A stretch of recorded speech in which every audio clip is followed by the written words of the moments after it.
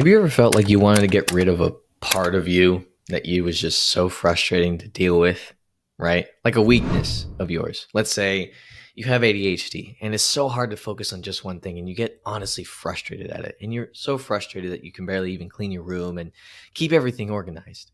Or let's say you're bad at math and it's just anything with numbers is just so hard for you to comprehend. And it's just so frustrating when you have to do those things. And especially when you were in school.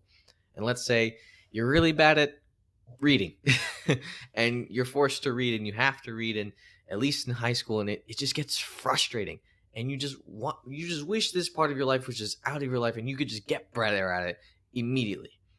Well, I know exactly what that feels like because everyone has weaknesses. But I want to tell you today, you can actually turn your weaknesses into strengths rather than leave them as weaknesses. What do I mean by that? So, for instance, right, a weakness, let's say for me, would be I would always just fail and not do really great at on the SATs on the reading section because that would just be very, very hard for me to do. Like I couldn't even get past like a 450. And no matter how many hours I practiced, no matter how many tutors I got, no matter how many times I freaking used Khan Academy to help me prepare for that, I got no better than a 450 on my SAT in the reading section. And I took it about like 3 to 4 times, to be honest. It was frustrating. It was really, really frustrating.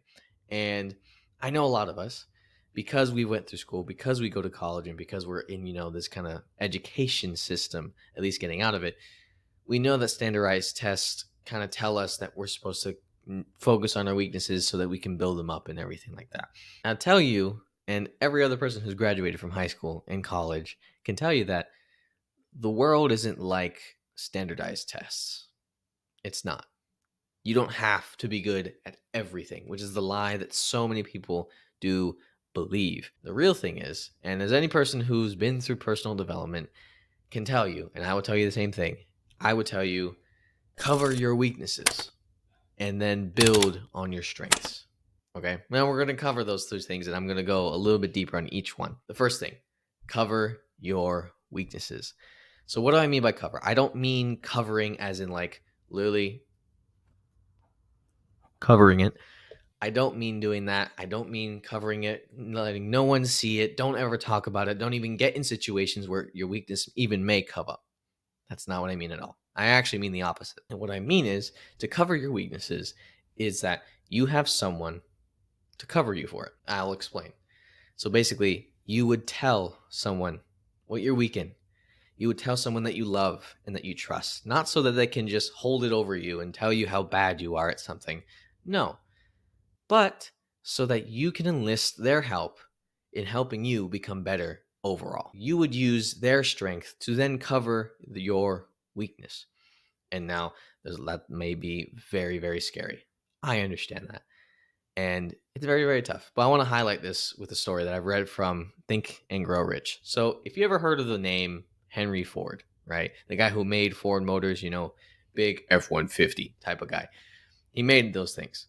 Well, his company anyway. I remember in the story, it was basically talking about he was brought to court because he was having some allegations that saying that like he wasn't qualified to even run this type of company. And at that point, it basically was like a monopoly from pretty much. It was like the biggest company ever in America, and no one could compete with him. No one could even touch him, right?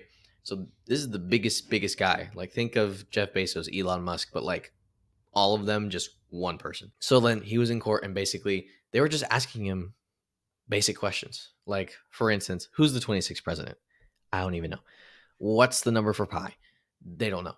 And for all of these different questions that they asked him, which were pretty basic, let's say not elementary school questions, but like high school questions, he wasn't able to answer them because he didn't actually complete high school. He didn't have that much education. And then the prosecutor goes ahead and tries to tell him and tries his best to humiliate him and basically just telling him like, look at this guy who owns the giant, most biggest company ever to face the planet. And he's an idiot. He's a person who doesn't even know these basic things. Like, how could you call yourself even qualified to do these things? Now, here's the cool part.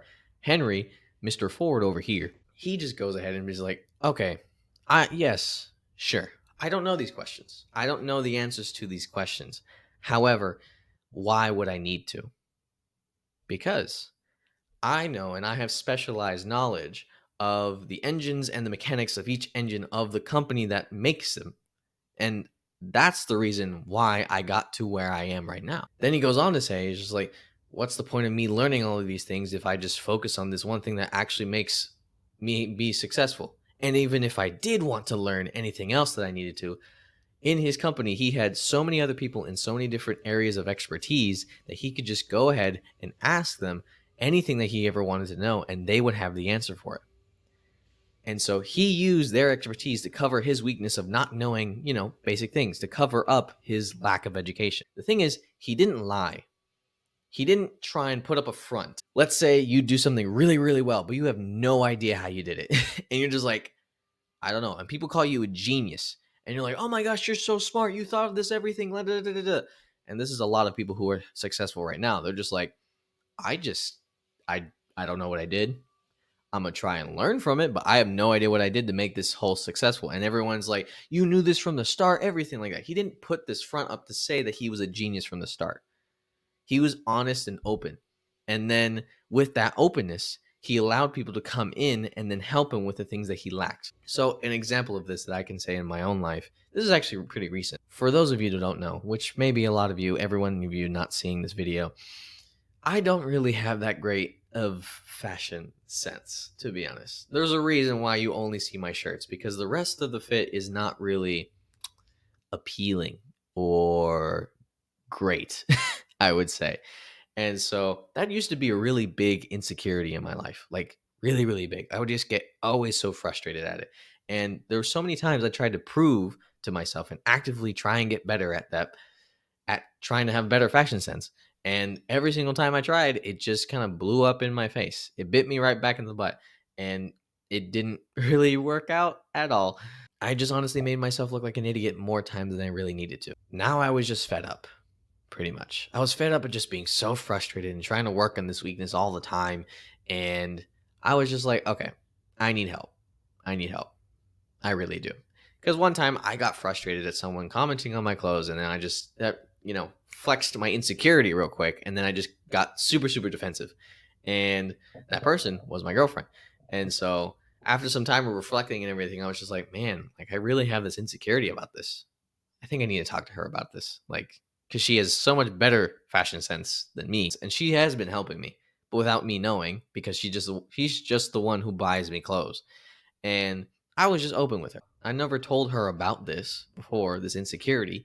But when I shared it to her, she didn't make fun of me. She didn't berate me and laugh at me or anything like that, which was great. What really surprised me was that she was actually really, really excited to help me. And I asked her, like, why are you really excited to help me? And one of like the things that she was basically saying was just like she was excited to help me because I was valuing her strength. I showed her like that I valued it because I needed it. I needed to cover my weakness because I was bad at something, and I see that she's so good at something that I need help with it.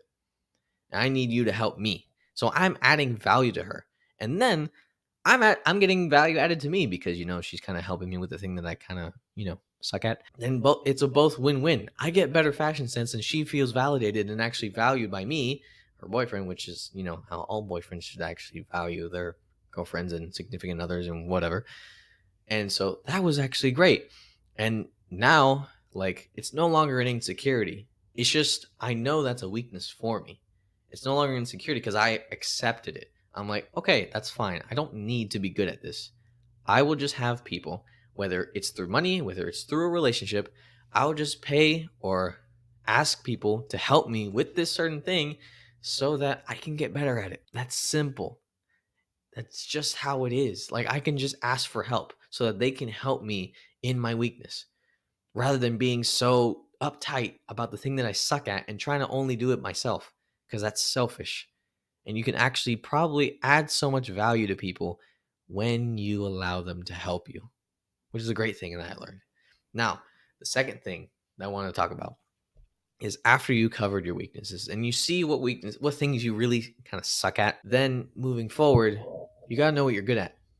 because we all have weaknesses and we all have strengths, but we need to build on our strengths. Now, a lot of us have been taught, at least us Americans and possibly in the European Union or whatever like that, everything. Like school typically teaches you that in order to actually pass the class, in order to graduate, you need to work on your weaknesses.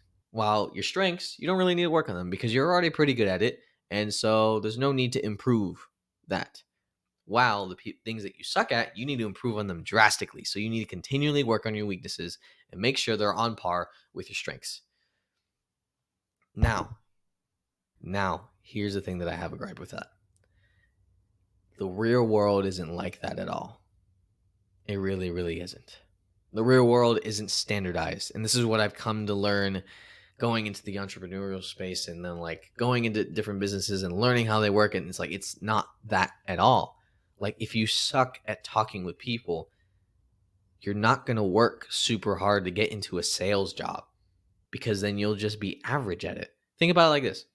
Let's say your weakness is right here. And this is probably where your strength is, right? Someone else's strength in the same weakness that you have. Let's say talking to people, for instance. Let's say you're not that great talking to people, for instance. So someone is really, really great at talking to people naturally. This is their baseline strength. So you start to work at your weakness. You start to go up, try working on it hours and hours and hours a day, trying and failing, trying and failing, trying and failing. And overall, you keep improving because that's what happens. That's how the world works. And that's how us humans work. We keep improving and improving. Keep in mind, this growth is very frustrating. Why? Because you suck at it. And it's not just because you tried something for the first time.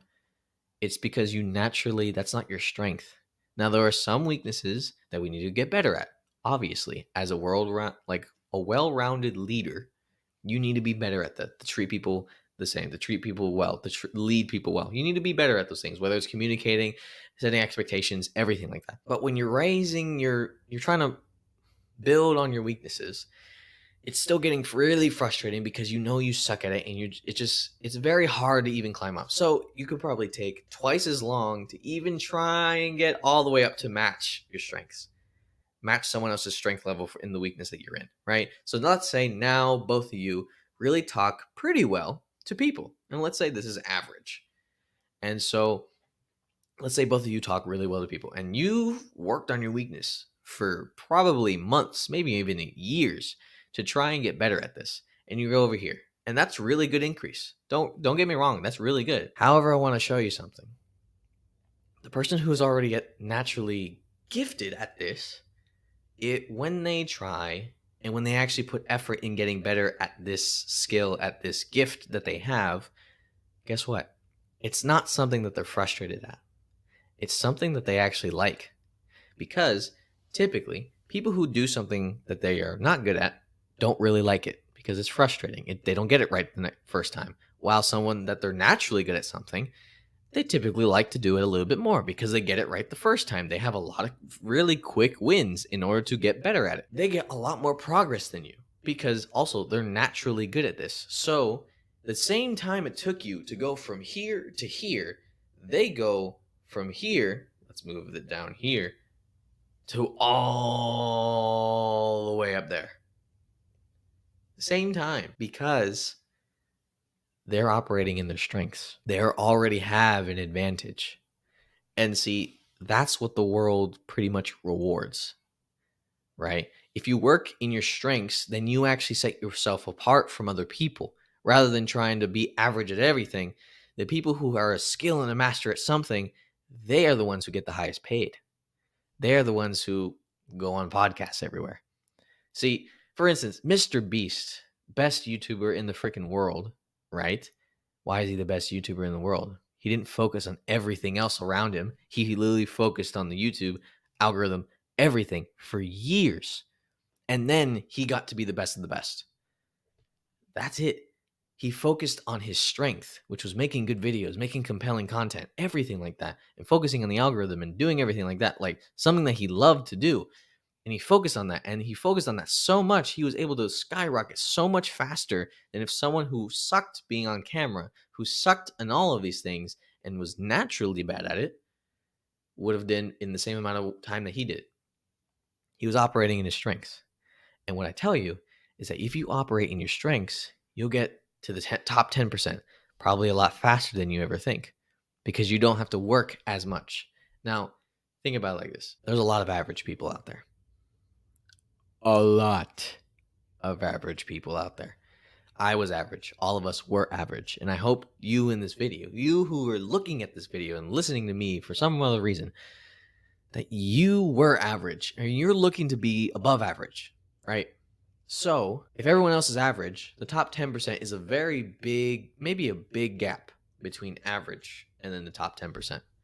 All you really need to do is beat the 80% of people or the 90% of people that are just doing nothing. Because the average person isn't doing anything with their strengths. The average person is plateaued for the rest of their life. The average person doesn't see the need to get better. The average person is a victim and doesn't see the need to grow because they can't grow because the things are just stacked against them. When in reality, it's stacked for us. So if you're operating in your strength, you don't really have to do as much work to actually get to the top 10% of people in whatever field or whatever strength that is than you actually think. And then from the top 5 to like top 2%, that's mostly competition from the masters. And the rest, it's literally just above average people. And you'll be surprised that it works.